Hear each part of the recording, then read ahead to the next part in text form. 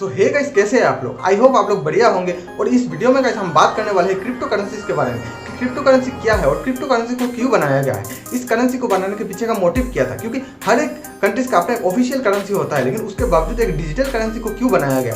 तो यही सब जानेंगे इस वीडियो में। वीडियो बहुत इंटरेस्टिंग होने वाला है गाइस, एंड तक बने रहना। बिना देखे चलिए इस वीडियो को शुरू करते हैं। सो गाइस, क्रिप्टो करेंसी ऐसा करेंसी है जिसका कोई फिजिकली एग्जिस्टेंस नहीं है। फिजिकली एग्जिस्टेंस नहीं है इट मीन्स कि क्रिप्टो करेंसी जो है उसको आप टच नहीं कर सकते। जैसे हमारा रुपीस है, INR है, INR को आप मतलब हमारा रुपीस जो है उसको आप ATM में जाकर निकाल सकते हो, बैंक में जाकर कैश निकाल सकते हो, उसको आप टच कर सकते हो।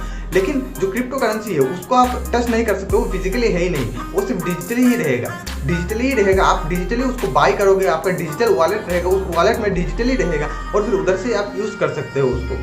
ये एक सॉफ्टवेयर बेस्ड करेंसी है। तो गाइस, जब आप कोई क्रिप्टो करेंसी खरीदते हो तो एक्चुअली में आप एक वेब एड्रेस को खरीदते हो जो कि आपका डिजिटल वॉलेट में एक कॉइन के फॉर्म में रहता है। ये होता है क्रिप्टो करेंसी। अब क्रिप्टो करेंसी में गाइस बहुत सारे कॉइन्स आते हैं, जैसे बिटकॉइन हो गया। सबसे ज़्यादा फेमस बिटकॉइन ही है, क्योंकि बिटकॉइन को सबसे पहले ही इन्वेंट किया गया था। आई थिंक बिटकॉइन को सभी हर कोई जानता है, लेकिन और भी कॉइन आते हैं जैसे इथेरियम, डोजकॉइन और भी हज़ारों कॉइन आते हैं क्रिप्टो करेंसीज में।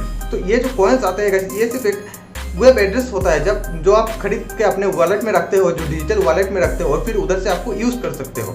लेकिन क्रिप्टो करेंसी जो है गाइस, उसको आप मतलब ऐसे मीडियम एक्सचेंज की तरह यूज़ नहीं कर सकते, क्योंकि क्रिप्टो करेंसी गवर्नमेंट का नहीं है, गवर्नमेंट इन्वॉल्वमेंट नहीं है इसमें। तो इसके लिए आप दुकान में जाकर क्रिप्टो करेंसी से रेशन नहीं खरीद सकते हो, किराने का सामान नहीं खरीद सकते हो, क्योंकि यहाँ पर गवर्नमेंट का कोई इन्वॉल्वमेंट नहीं है और गवर्नमेंट ने इस करेंसी को नहीं बनाया है। तो गवर्नमेंट की तरफ से रिकॉग्नाइज नहीं है ये करेंसी।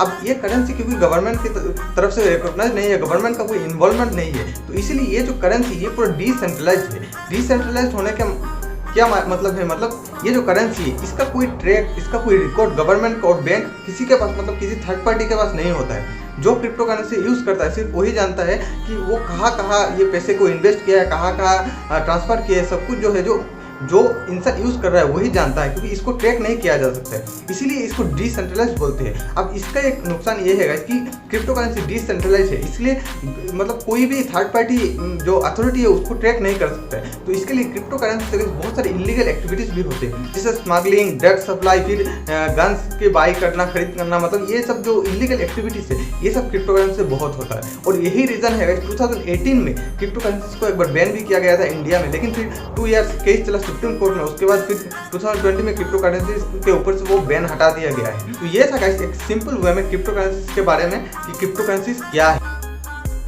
तो इस बात करते हैं कि क्रिप्टो करेंसी को क्यों बनाया गया है, जबकि हर एक कंट्रीज का अपना ऑफिशियल करेंसी तो है ही, लेकिन उसके बावजूद एक डिजिटल करेंसी को बनाने के पीछे का मोटिव क्या था। तो गाइस बात है साल 2008 की 31 अक्टूबर। सतोशी नाकामोटो के नाम से एक पेपर पब्लिश होता है इंटरनेट पे और वहीं से शुरू होता है क्रिप्टो करेंसीज का। सबसे पहले जो क्रिप्टो करेंसी वो बिटकॉइन है, बिटकॉइन को ही सबसे पहले इन्वेंट किया गया था। अब सतोशी नाकामोटो का ये क्रिप्टो करेंसी बनाने के पीछे का मोटिव क्या था? मोटिव ये था गाइस कि इसको जानने के लिए गाइस हमको पहले हमारा एग्जिस्टिंग जो करेंसी है, जो हमारा रुपीस है, INR है, उसके बारे में थोड़ा जानना होगा। अब गाइस हमारा जो रुपीस है, INR है, उसको कौन बनाता है? उसको बनाता है RBI, reserve bank of India. अब RBI का इन पैसे के ऊपर पूरा का पूरा कंट्रोल भी रहता है। कंट्रोल कैसे रहता है? जैसे आपके पास मान लो 500 का नोट है, तो इस 500 का नोट का वैल्यू 500 इसलिए है क्योंकि गवर्नमेंट या फिर रिजर्व बैंक ऑफ इंडिया इस 500 रुपये में लिख के गारंटी दे रहा है कि ये जो 500 रुपये है उसका वैल्यू 500 ही है, उसका वैल्यू 400 या 300 नहीं जा सकता है। तो गवर्नमेंट के पास इतना अथॉरिटी होता है कि गाइस ये जो नोट है आप जो यूज़ कर रहे हैं, हम जो करेंसी यूज़ करते हैं उसको पूरा कंट्रोल कर सकता है गवर्नमेंट। कभी भी चाहे तो इस पैसे का वैल्यू को डाउन कर सकता है, अप कर सकता है, या फिर जैसे 2016 में हमने देखा कि ये रातों रात पूरा सब नोट बैन कर दिया गया। तो गवर्नमेंट के पास इतना अथॉरिटी होता है कि गवर्नमेंट हमारा और जो पैसा है उसके ऊपर पूरा कंट्रोल रहता है गवर्नमेंट का। लेकिन बात सिर्फ ये नहीं है गाइस, अगर बैंक की बात करें, हम हमारा जो बैंकिंग सिस्टम है उसकी बात करें, तो गाइस आप जब कोई पैसा बैंक में रखते हो, फिक्स डिपॉजिट को हो या करंट अकाउंट या सेविंग अकाउंट को, कहीं पे भी आप जब बैंक में पैसा रखते हो तो एक्चुअली में उस बैंक को आप राइट्स दे रहे हो कि आपके पैसे को वो यूज़ कर सके।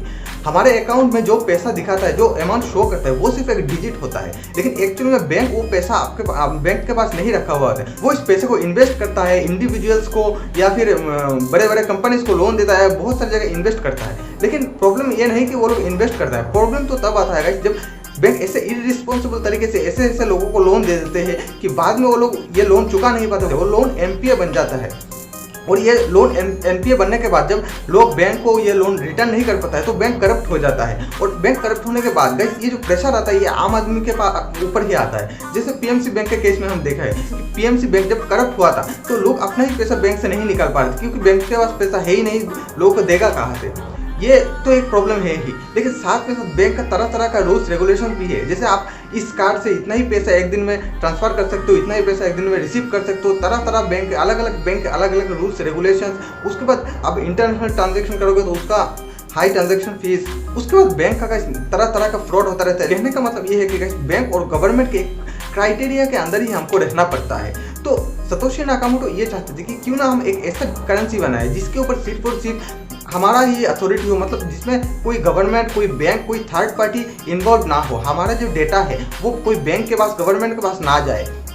हमारा जो पैसा है उसके ऊपर सिर्फ और सिर्फ हमारा ही अथॉरिटी रहे और हम इस पैसे को जब चाहे जहाँ चाहे बिना हाई ट्रांजैक्शन फीस के इस पैसे को कभी भी कहीं भी ट्रांजैक्शन कर सके। और फिर एक ऐसा रिलायबल करेंसी हो जो सिर्फ हमारे पास ही रहे, जिसका कोई रिकॉर्ड की कोई थर्ड पार्टी अथॉरिटी के पास या फिर गवर्नमेंट के पास ना रहे। और यही मोटिव था सतोशी नाकामोटो का, जिन्होंने बिटकॉइन को इन्वेंट किया और क्रिप्टो करेंसी को इस दुनिया में लाया।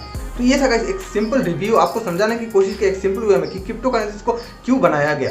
आई होप गाइस आप लोगों को वीडियो पसंद आया। वीडियो पसंद आया तो एक लाइक जरूर कर देना गाइस, और चैनल को सब्सक्राइब करके बेल आइकन को भी दबा देना ऐसे ही इंटरेस्टिंग वीडियोस को देखने के लिए। मिलते हैं और एक नए वीडियो के साथ, तब तक के लिए गाइस जय हिंद, वंदे।